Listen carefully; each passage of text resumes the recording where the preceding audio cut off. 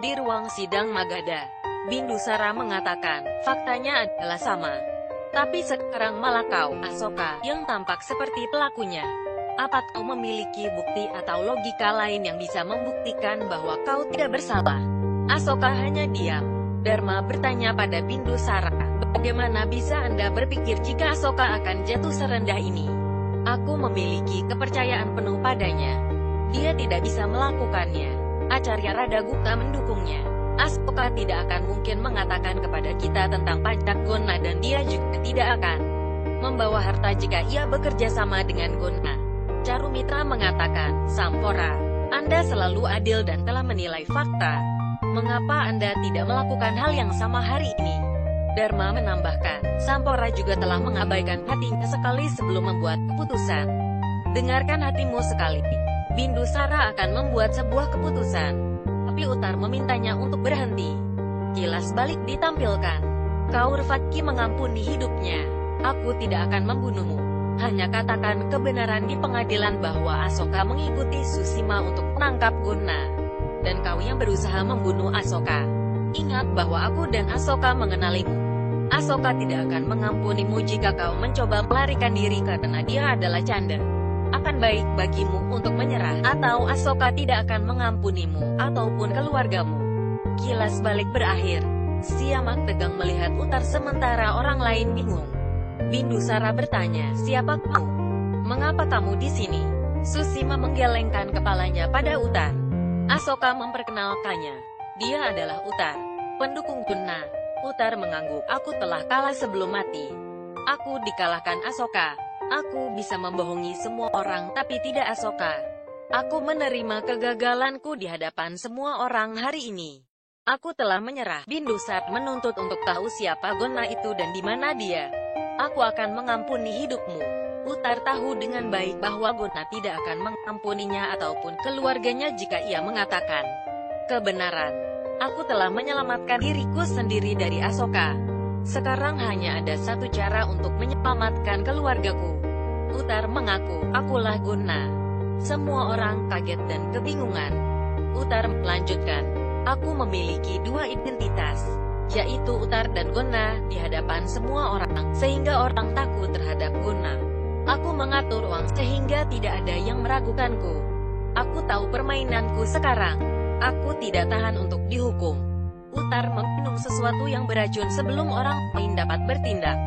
Dia bernapas untuk yang terakhir kalinya di hadapan semua orang. Nayak memeriksa denyut nadinya. Dia menggeleng pada Bindusara. Asoka berpikir ini mustahil. Seseorang yang kejam seperti Gona tidak bisa mati atau menyerah semudah ini. Bindusara mengatakan, ini benar. Kita tahu dengan baik fakta bahwa seseorang yang sekarang tidak pernah berbohong.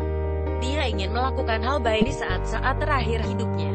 Kata-kata Utar membuktikan bahwa Asoka tidak bekerja sama dengan Gona maupun mendukungnya.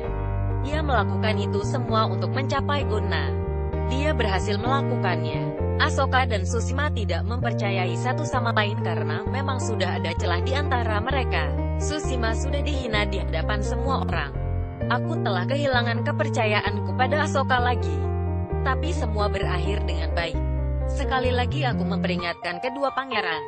Datanglah kepadaku jika kalian memiliki beberapa masalah. Beritahu aku. Aku mengucapkan selamat kepada Asra dan sekutunya karena telah mengakhiri pemerintahan Gona dan anak buahnya. Dan untuk Susima maupun Siamak, jangan meragukan saudaramu Asoka di masa depan.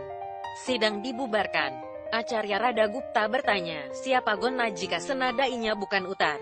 Asoka tidak tahu, aku tidak melihat wajahnya. Aku hanya mendengar suaranya. Aku mengatakan itu berdasarkan fakta yang sama.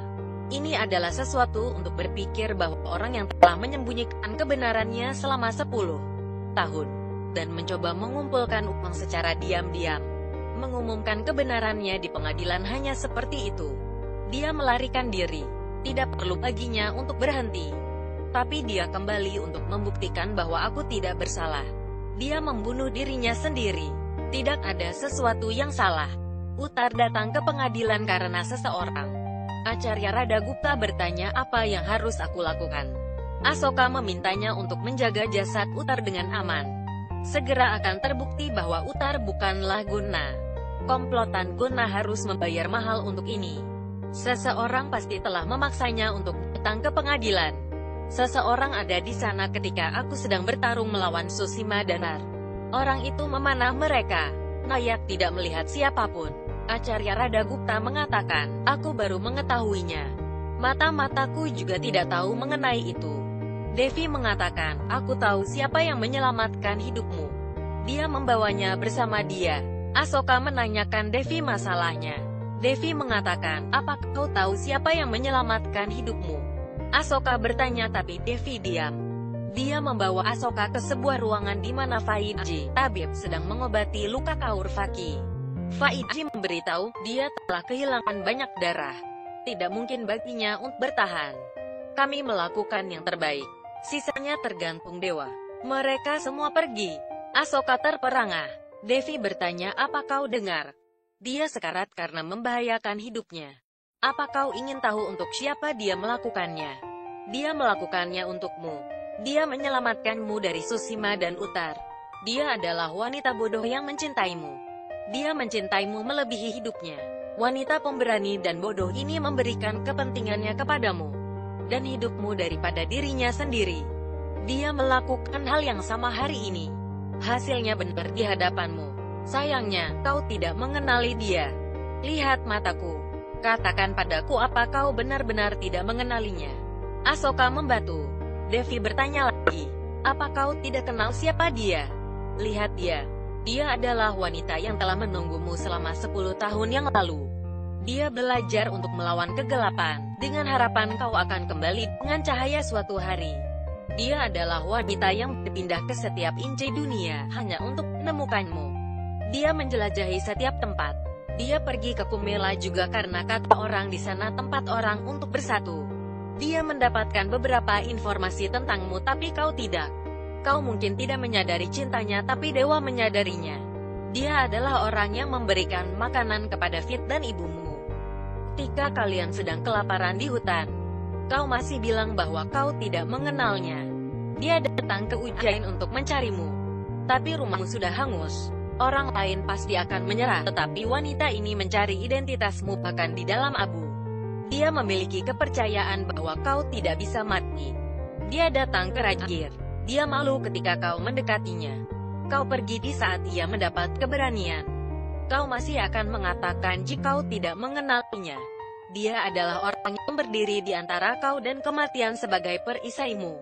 Dia tidak ingin terpisah darimu setelah berjuang selama beberapa tahun. Namun dia pergi menjauh darimu karena kau yang meminta. Dia adalah orang yang melihat ayahnya menuangkan abu dirinya di hadapannya. Dia terluka tapi tidak menyerah hanya untukmu. Dia memiliki keyakinan bahwa dia akan mendapatkanmu, bahkan setelah kehilangan segalanya. Kau menentangnya lagi untuk berpartisipasi di dalam kompetisi. Wanita yang kehilangan ayahnya, mencintaimu. Haruskah membuktikan dirinya sendiri demi mendapatkanmu? Itu tidak akan mungkin untuk setiap orang tapi dia berpartisipasi. Dia dihina olehmu ketika dia datang. Aku akan bosan dengan penamaan itu tapi rasa sakit yang telah ia tanggung tidak akan berakhir. Kau masih akan mengatakan bahwa kau tidak mengenal dia. Asoka duduk berlinang air mata di sebelah Kaurvaki. Devi bertanya, siapa putri yang menjelajahi setiap sudut untuk Asokanya? Siapa dia? Asoka mengatakan, Kaurvaki. Devi terperangah dan diam. Asoka terlihat menyesal. Kaurvakiku. Dia membuatnya bangun dan memeluknya. Kaurvakiku.